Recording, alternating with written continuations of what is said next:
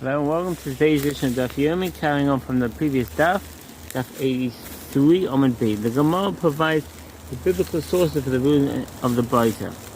The source for the ruling concerning the Omer offering as it is written, and when you shall bring a meal offering on the first fruits to the Lord, this is ripened grain, toasted over fire, even gross of the fresh air, you shall bring the meal offerings of the first fruits, Leviticus 2:14. The superfluous repetition of the term you shall bring teaches that the Omer is valid even if brought from an old crop that was stored in the attic. So what's the footnote?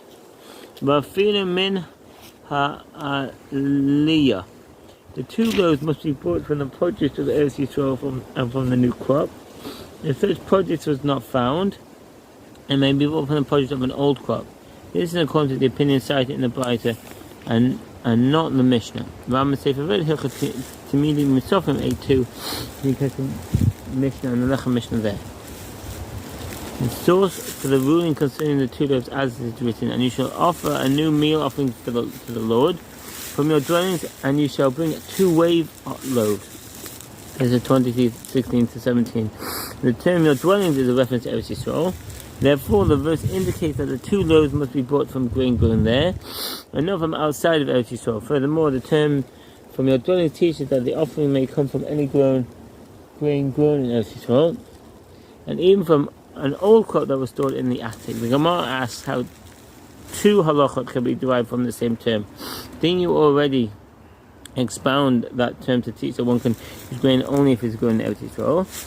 How can you also derive from it that the grain can be bought from an old crop? The Gemara explains that is derived from the next term, as the verse states, from your dwellings you shall bring, in Leviticus 23:17, which teaches that one may bring them from any grain grown in Eretz Yisrael, even from an old crop that was stored away in the attic. The Gemara questions this answer, but that term is necessary to teach that any leavened bread offering that you bring in another instance, i.e. the loaves of a thanks offering, is to be like this offering of the 2 loaves, i.e. the same requirements apply to it.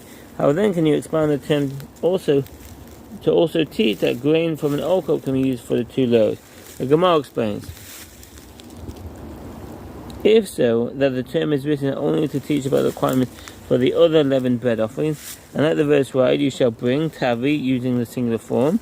For what reason then does it write, you shall bring taviu, using the plural form? It is written so that one can learn from it 2 different halachot. And Gemara questions the ruling of the Braita that the Omer and the 2 loaves are valid even if bought from an old crop.